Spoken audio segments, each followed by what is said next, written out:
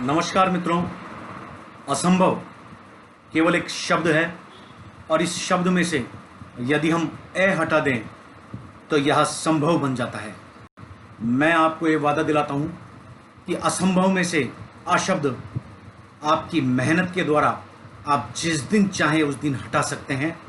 ऐसा ही प्रयास आप और मैं मिलकर यूजीसी नेट, दिल्ली अधीनस्थ, हरियाणा और राजस्थान सेकंड ग्रेड शारीरिक शिक्षा भर्ती परीक्षाओं के लिए कर रहे हैं। तो शुरू करते हैं हमारे उसी प्रक्रम को जिसको हमने लगातार चला रखा है। मैंने ठानी है आपको नेट पास करानी है, लेकिन उससे पहले सबसे पहले चैनल को सब्सक्राइब कर लें। सब्सक्राइब करने के बाद एक बेल आइकॉन आएगा आपके राइट हैंड साइड पर, जिस पर ऑल पर आप प्रेस कर दें।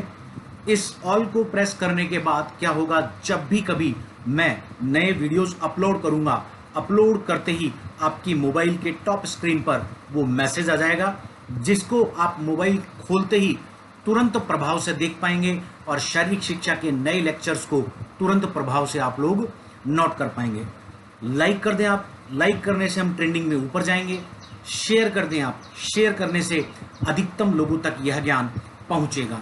मेरा यह भी निवेदन रहेगा आपसे कि आप लोग कान में ईयरफोन लगाकर यह जो विषय वस्तु दी जा रही है इसे नोट डाउन करना शुरू कर दें। बिना नोट डाउन किए सफलता मुश्किल है।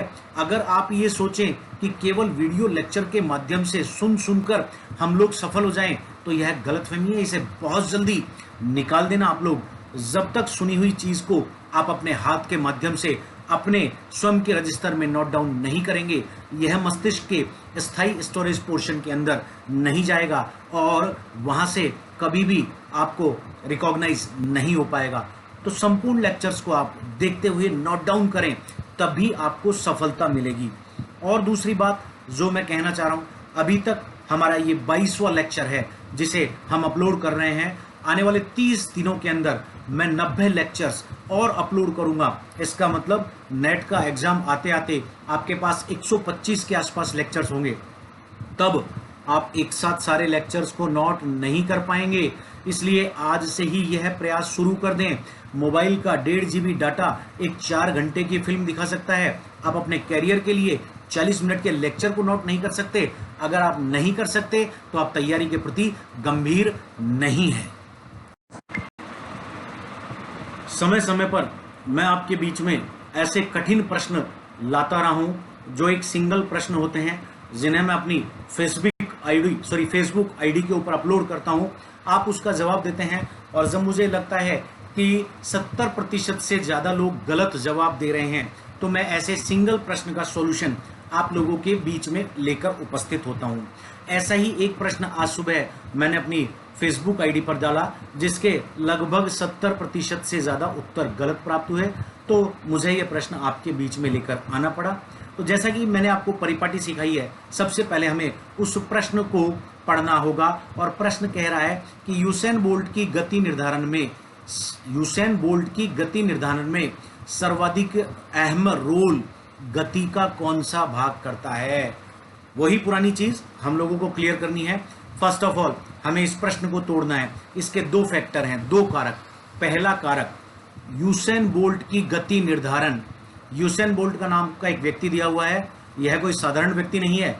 वर्तमान समय में इसके नाम 100 मीटर 200 मीटर का वर्ल्ड रिकॉर्ड होल्ड है, 9.58 सेकेंड 100 मीटर में। तो इन्होंने एक चैंपियन के बारे में बात करी है जो विश्व रिकॉर्ड रखता है यूसेन बोल्ट की गति निर्धारण में, उसकी गति बनाने में। दूसरा भाग आइए, सर्वाधिक अहम रोल गति का कौन सा भाग निभाता है। तो देखिए, अगर मैं इस प्रश्न की बात करूं तो फिर से आपको मैं क्लियर करता हूं। यह कह रहा है यूसेन बोल्ट की गति निर्धारण में, किसी भी व्यक्ति की गति निर्धारण का काम उस व्यक्ति की आनुवंशिकी करती है। आनुवंशिकी मतलब गति एक आनुवंशिक कारक है। गति या स्पीड जन्मजात होता है। इसमें हम ट्रेनिंग के माध्यम से ±5% का इंक्रीमेंट या डिक्रीमेंट कर सकते हैं। डिक्रीज तो होता ही नहीं है, इंक्रीज ही होता है। ±5% हम बढ़ा सकते हैं इसको। फिर से क्लियर कीजिएगा, गति एक जन्मजात कारक है। यह कह रहा है यूसेन बोल्ट की गति निर्धारण में। तो यूसेन बोल्ट की गति तो उसके जीन्स ने ऑलरेडी निर्धारण कर दी। उसके जीन्स के अंदर सर्वाधिक तेज गति से दौड़ना था, इसलिए वो दौड़ा। साथ ही उसके बायोलॉजिकल फैक्टर्स, जब हम बात करते हैं बायोलॉजिकल फैक्टर्स की, तो एक चीज आती है मसल्स, और मसल्स के अंदर आते हैं फाइबर्स। दो तरह के फाइबर्स होते हैं, स्लो टिच फाइबर और fast teach fibre, red fibre और व्हाइट फाइबर। ठीक है, तो रेड फाइबर जो होते हैं वह लाल रंग के होते हैं, और रेड फाइबर जिन लोगों के अंदर ज्यादा होते हैं वो इंड्योरेंस जैसी गतिविधियां ज्यादा करते हैं। दूसरा आता है फास्ट ट्विच फाइबर, जो सफेद रंग के होते हैं। यह फाइबर जिन लोगों के अंदर ज्यादा पाया जाता है वो गति संबंधी क्रियाओं के अंदर तेजी से काम करने में सक्षम होते हैं। ट्विचिंग के ऊपर निर्भर करता है। ये ट्विचिंग मतलब कितनी जल्दी हम लोग ट्विच कर पा रहे हैं। ट्विच का मतलब बंद करना खोलना, बंद करना खोलना। यही हमारे मांसपेशी के अंदर एक्टिन मायोसिन दो फिलामेंट काम करते हैं। इन्हीं फाइबर्स का रूप भी कहा जाता है। एक दूसरे के ऊपर जितनी जल्दी चढ़ते हैं वापस जाते हैं, चढ़ते हैं वापस जाते हैं। मसल का छोटा होना मसल का काम शुरू करने का प्रतिबोधक है। जितनी जल्दी मांसपेशी छोटी होगी उतनी जल्दी काम करने के लिए बल ज्यादा पैदा करेगी। इसे लीवर का सिद्धांत भी कहा जाता है। छोटे लीवर सदैव बल पैदा करते हैं, और पहले पैर क्या करता है, जब हम गति करते हैं पहले पैर ऊपर उठता है जिससे लीवर छोटा होता है, मसल ने बल बनाया, फिर हम उस पैर को आगे फेंकते हैं जिससे पैर बड़ा हो जाता है, क्लास 3 लीवर, जिससे गति बनती है। लीवर्स की भी मैं आपकी क्लास लूंगा, आपको बहुत अच्छे से इसको एक्सप्लेन करूंगा।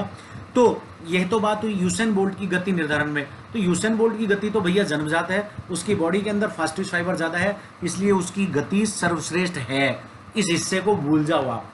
अगला हिस्सा प्रश्न का सर्वाधिक महत्वपूर्ण है कि सर्वाधिक अहम रोल गति का कौन सा भाग निभाता है। यह इस चीज के ऊपर फोकस कर रहा है। तो देखिए, गति के मुख्यतः 5 भाग होते हैं।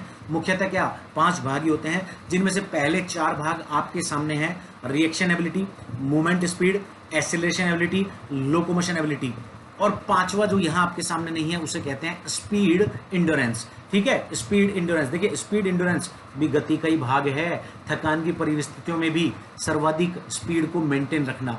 तो ये 5 भाग होते हैं। हमें इस प्रश्न में यूसेन बोल्ट पर फोकस नहीं करना, हमें इस प्रश्न के मेन थीम पर आना है। ये कह रहा है गति के 5 भागों में से कौन सा भाग यूसेन बोल्ट की गति निर्धारण में अहम रोल निभाता है। इस चीज को समझिएगा आप, यही प्रश्न का निर्धारण करने वाले कारक हैं। तो इस प्रश्न को क्रैक करने के लिए सबसे पहले आपके सामने वह वीडियो प्रस्तुत है जिसे यूसेन बोल्ट का वर्तमान वर्ल्ड रिकॉर्ड कहा जाता है 9.58 सेकेंड। आप इसे देखते रहिए और मैं जो बात समझा रहा हूं उसे समझते रहिए। देखिए, सबसे पहले इस प्रश्न को क्रैक करने के लिए, चूंकि इसको यूसेन बोल्ट से लेना देना नहीं है, इसको गामक योग्यता गति से लेना है जो खेल प्रशिक्षण के अंदर आती है, इसके ऊपर इसने फोकस करवाया है। तो हमें पहले गति की परिभाषा को समझना होगा। तो देखिए, गति को सामान्य शब्दों में, बहुत कम शब्दों में कहा जाता है समय के सापेक्ष दूरी। समय के सापेक्ष दूरी, डिस्टेंस इन रिलेवेंस टाइम। इस चीज को आप समझिएगा, समय के सापेक्ष दूरी क्या है। देखिए, समय के सापेक्ष दूरी का मतलब है यूसेन बोल्ट के साथ 7 अन्य धावक और दौड़ रहे हैं। सातों धावक जब दौड़ रहे हैं तो दूरी निश्चित है 100 मीटर। इस 100 मीटर की दूरी को जो व्यक्ति कम से कम समय में तय करेगा उसे विश्व विजेता या इस दौड़ का विजेता होने का दर्जा दिया जाएगा। और ऐसा ही हुआ। तो फिर समझिएगा इस चीज को कि समय के सापेक्ष दूरी फिक्स है 100 मीटर। 100 मीटर को जो सबसे कम समय में करेगा उसे विजेता माना जाएगा। इस चीज को आप क्लियर कीजिए बहुत कम शब्दों के अंदर। अब गति के कुछ और अर्थ भी है कि कैसी भी परिस्थिति में कम से कम समय में गामक योग्यताओं को पूर्ण कर सकने की क्षमता गति कहलाती है। और कैसी भी परिस्थिति में, आंधी आए, तूफान आए, बारिश आए, कम से कम समय में जो व्यक्ति कम से कम समय में गामक योग्यता स्पीड 5 गामक योग्यताओं में से एक है, उसे पूरा कर सकने की क्षमता को गति कहते हैं। अब गति केवल इसी चीज में नहीं होती, गति बोलने में भी होती है, गति खाने में भी होती है, गति चलने में भी होती है और गति दौड़ने में भी होती है। और मैंने जैसा स्पष्ट आपको किया, स्पीड 5 मोटर एलिमेंट्स में से सबसे लो ट्रेनेबल है।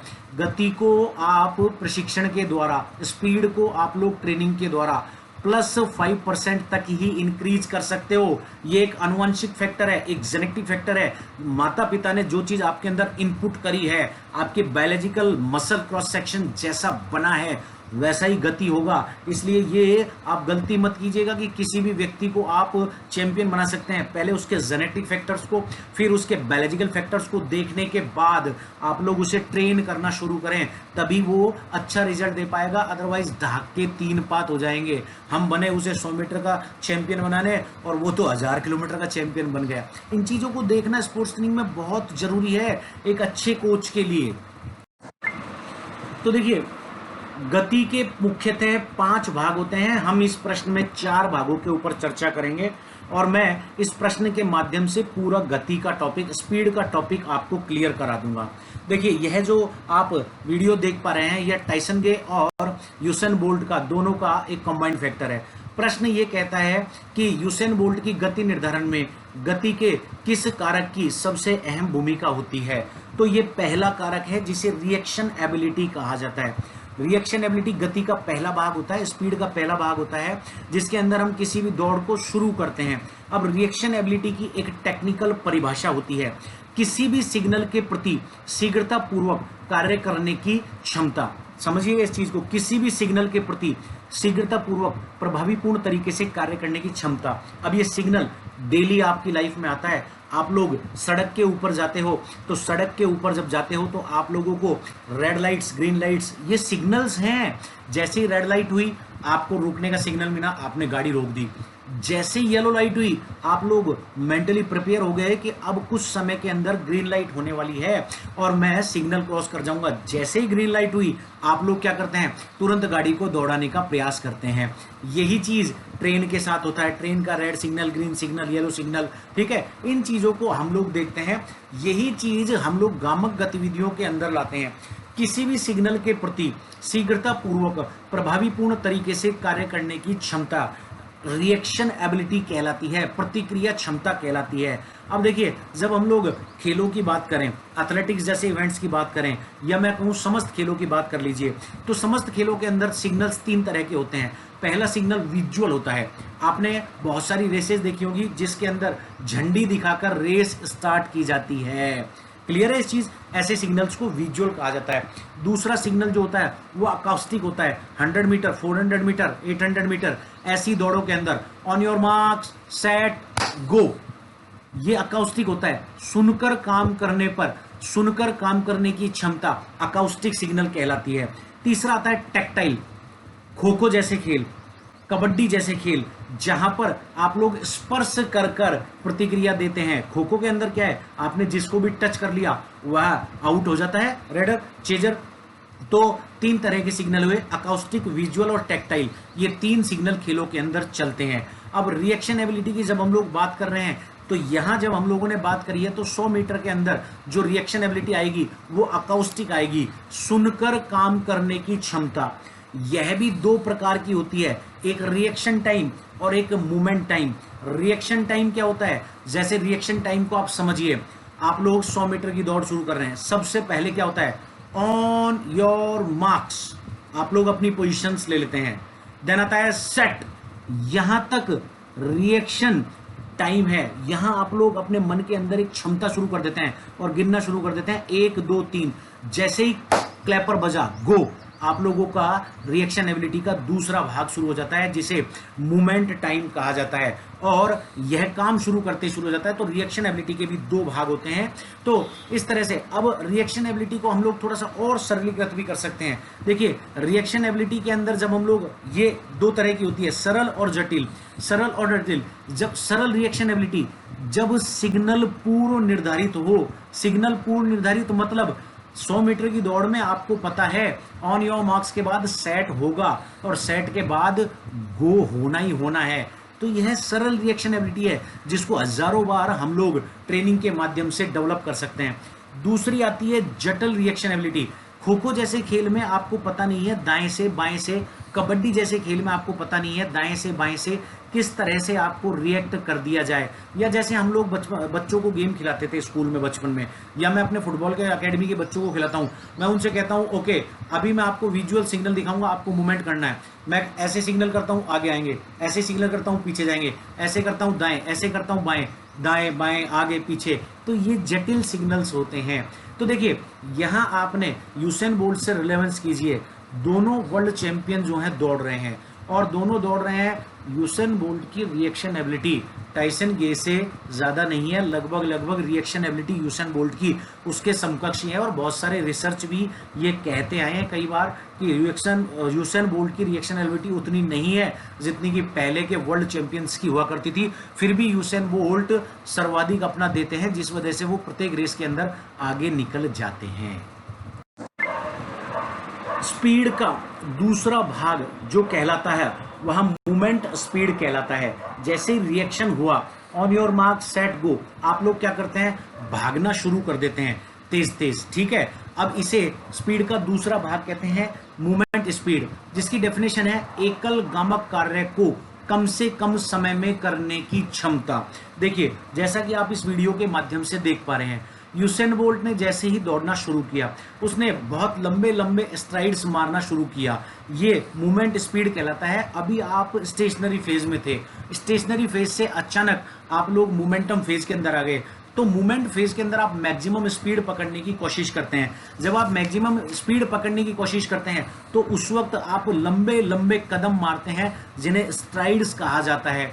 अब यह स्ट्राइड्स जिस एथलीट के अंदर एक्सप्लोजिव स्ट्रेंथ सबसे ज्यादा होती है, उस एथलीट को ज्यादा सफल करती है। नो डाउट यूसेन बोल्ट के अंदर एक्सप्लोजिव स्ट्रेंथ सबसे ज्यादा है, लेकिन उनकी हाइट 6 फीट 2 इंच या 6 फीट 3 इंच होने के कारण न्यूरोमस्कुलर कोऑर्डिनेशन इतनी जल्दी नहीं आ पाता। आपको ये पता होगा कि जो कम हाइट का आदमी होता है उसकी सीजी नीचे होती है। सीजी का रिलेशन है, सीजी टोटल बॉडी हाइट के 55% होती है। जैसे जैसे सीजी ऊपर जाती है, हमारी स्टेबिलिटी या संतुलन गड़बड़ हो जाती है। इसलिए लंबे आदमियों का न्यूरोमस्कुलर कोऑर्डिनेशन या संतुलन जो होता है वो थोड़ा सा गड़बड़ होता है। अब यूसेन बोल्ट की हाइट क्या है कि एक्स्ट्रा ऑर्डिनरी है, इसी वजह से वह यह स्पीड के दूसरे भाग मूवमेंट स्पीड के अंदर स्ट्राइड तो बहुत लंबे लंबे मारता है, हाथ भी बहुत लंबे लंबे चलाता है विंड को काटने के लिए, लेकिन यहां तक वह अपनी टॉप मोस्ट स्पीड को नहीं पकड़ पाता। और देख लीजिए, इसी कारण से लगभग सब एथलीट एक दूसरे को कॉम्पीट करते हुए इस फेज तक चल रहे हैं। और इस फेज से चल रहे हैं, इसका मतलब स्पीड का दूसरा भाग भी, पहला भाग भी यूसेन बोल्ट के काम नहीं आया था, रिएक्शन एबिलिटी टाइसन गे और उन दोनों की जो आपको मैंने स्टार्ट दिखाई थी। और यह दूसरा भाग जिसको मूवमेंट स्पीड का है, जिसके अंदर कम से कम समय में हम लोग एकल गामक कार्य को करना चाह रहे हैं, मतलब लंबे लंबे स्ट्राइड्स मारकर एकल गामक कार्य, सिंगल मोटर एक्शन, एक ही मोटर एक्शन, बार बार पैर को नीचे मारो ऊपर मारो, नीचे मारो ऊपर मारो। नीचे ऊपर मारने से क्या होगा, क्रिया प्रतिक्रिया के नियम से सबसे ज्यादा बल मिलेगा क्रिया प्रतिक्रिया, क्रिया की विपरीत प्रतिक्रिया, और पैर उतने ही ज्यादा फोर्स के साथ ऊपर आएगा, जिससे स्ट्राइड लंबी होगी। शुरुआत के दौर के अंदर यह जब हम बात करते हैं तो देखिए, स्पीड के जो 5 भाग होते हैं, उन 5 भागों को कैटेगराइज भी किया हुआ है। कैटेगराइज ऐसे किया हुआ है कि रिएक्शन एबिलिटी के बाद पहले 10 मीटर तक का जो एरिया होता है, वहां एथलीट मूवमेंट स्पीड को टॉप पे ले जाने का काम करता है, पहले 10 मीटर तक। इसे मूवमेंट स्पीड का एरने भी कहा जाता है। तो यहां भी आप देख पा रहे हैं कि यूसेन बोल्ट जो है वो अन्य एथलीटों के समकक्ष ही चल रहा है, एक्स्ट्रा ऑर्डिनरी नहीं जा रहा है। स्पीड का तीसरा भाग आता है एक्सीलरेशन एबिलिटी, और आप लोगों में से लगभग 60% लोगों ने ऑप्शन सी एक्सीलरेशन एबिलिटी को करेक्ट किया है। बिल्कुल सही है, आप लोगों ने सही लिखा है, लेकिन थोड़ा सा एक कॉन्ट्राडिक्टरी पार्ट है। उस कॉन्ट्राडिक्टरी पार्ट को मैं आपके सामने अभी स्पष्ट कर देता हूं। सबसे पहले आप एक्सीलरेशन एबिलिटी या स्पीड की परिभाषा को समझिए, सॉरी एक्सीलरेशन एबिलिटी की परिभाषा को समझिए। देखिए, एक्सीलरेशन को कहा जाता है स्लो मूवमेंट की स्टेज से टॉप स्पीड पकड़ने की योग्यता, धीमी हलचल की अवस्था से टॉप स्पीड को पकड़ने की योग्यता, यह एक्सीलरेशन एबिलिटी कहलाता है। अब ये एक्सीलरेशन क्या होता है, आप लोग स्कूटी चलाते हैं, बाइक चलाते हैं, उसके राइट हैंड साइड पर जो घुमाने वाला होता है उसे एक्सीलरेटर कहा जाता है। आप लोग याद कीजिए, जितना ज़्यादा आप एक्सीलरेटर को खींचते हैं उतनी ही ज़्यादा गाड़ी स्पीड पकड़ती है। और बहुत सी गाड़ियों का इंजन इसी चीज़ के ऊपर डिपेंड करता है। वो अपनी स्पेसिफिकेशन के अंदर यह लिख कर भेजते हैं कि आरपीएम इतने रन पर मिनट, मतलब ये 1 मिनट या 10 सेकंड के अंदर इतना रनिंग का स्टेज या टॉप स्पीड पकड़ लेती है। जितना ज़्यादा इंजन में कैपेसिटी होती है उतना ज़्यादा गाड़ी स्पीड पकड़ पाती है।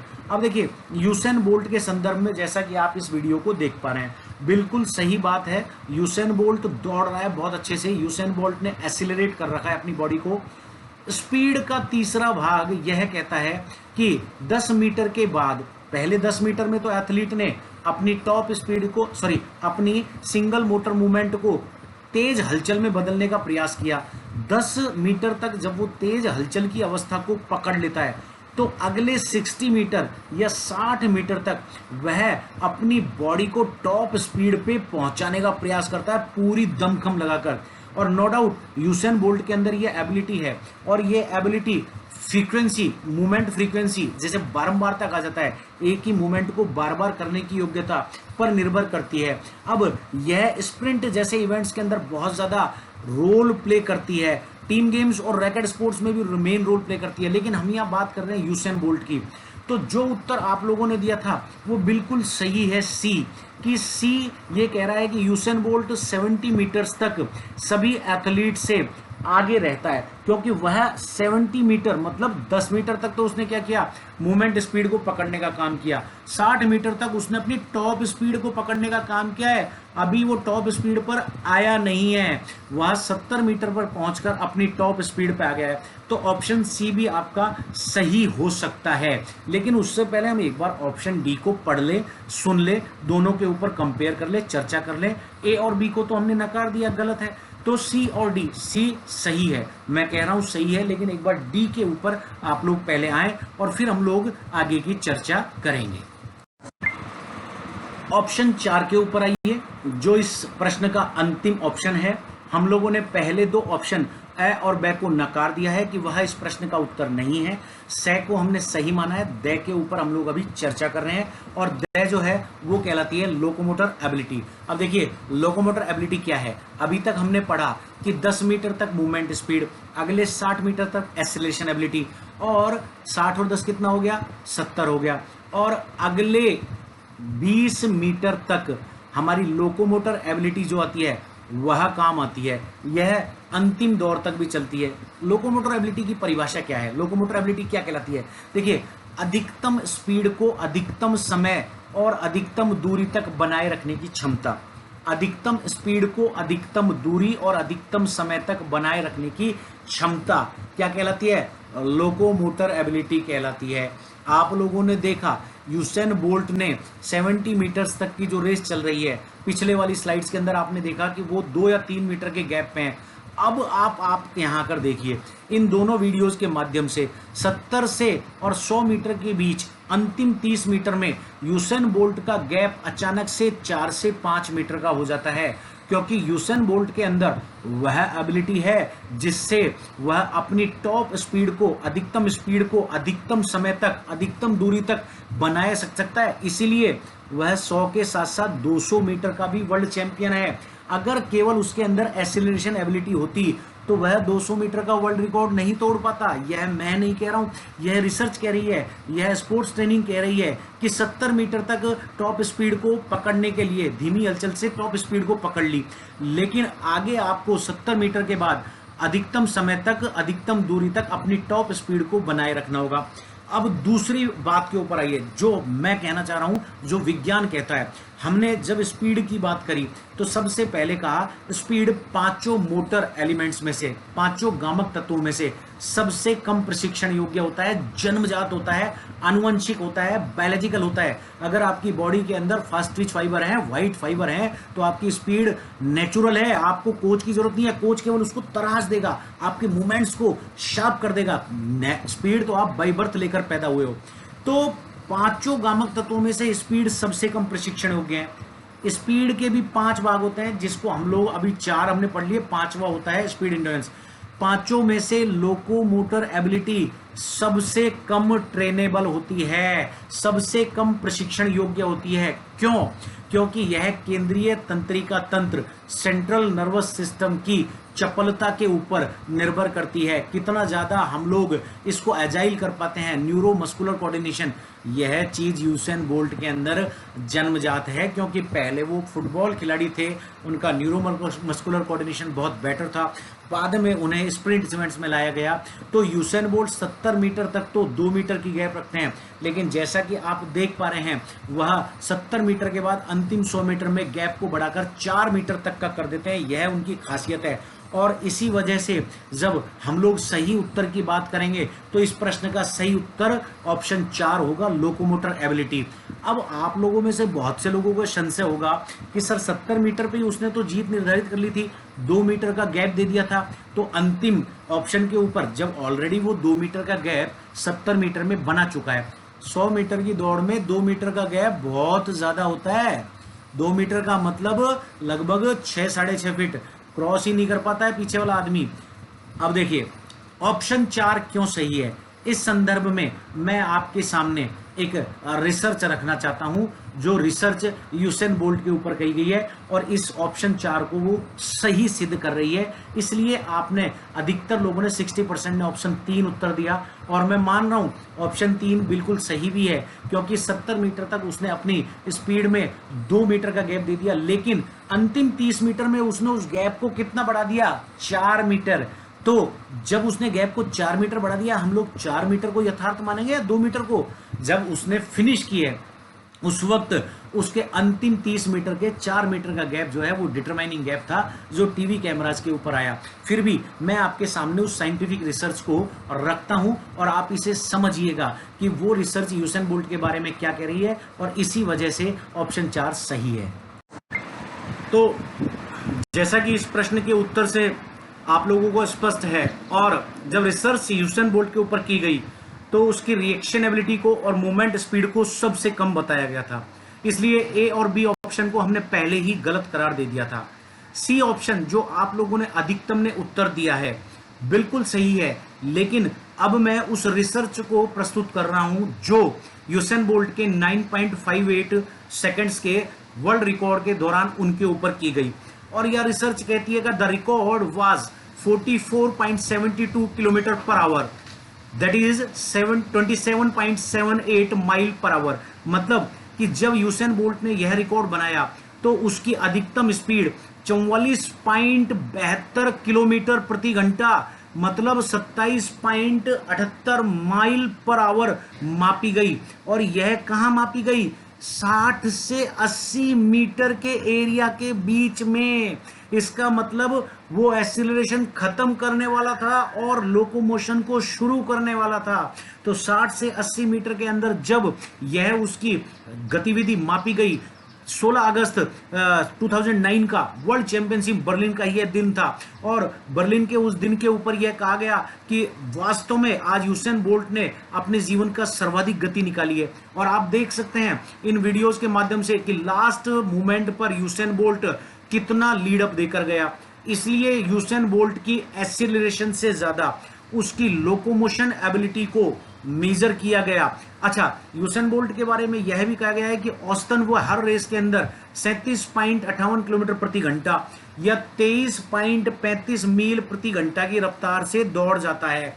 अब इतना दौड़ना हर किसी मानव के बस में नहीं होता। इतना या तो चीता दौड़ सकता है जो 100 किलोमीटर प्रति घंटे की रफ्तार या 62 मील प्रति घंटे की रफ्तार से दौड़ सकता है, या एक अमेरिकी घोड़ा विशेष प्रजाति का होता है जो 88 किलोमीटर प्रति घंटे की रफ्तार मतलब 55 मील प्रति घंटे की रफ्तार से दौड़ सकता है, या फिर मैं बात करूं तो एक मंगोलियन जंगली गधा होता है जिसकी स्पीड भी 64 किलोमीटर प्रति घंटा या 40 मील प्रति घंटा के आसपास होती है। इवन हमारे घरों में पाई जाने वाली घरेलू बिल्ली भी 48 किलोमीटर प्रति घंटे की रफ्तार से दौड़ जाती है। तो मानव से ये सब तेज दौड़ सकते हैं, लेकिन यूसेन बोल्ट ने उस दिन जो ऐतिहासिक कीर्तिमान हासिल किया उसमें उसने 60 से 80 मीटर मतलब लोकोमोशन एबिलिटी जिस एरिया के अंदर काम करती है मतलब टॉप स्पीड को अधिकतम समय तक, अधिकतम दूरी तक बनाए रखने का उसने प्रयास किया। टॉप स्पीड तो वो 60-65 मीटर पे पकड़ गया,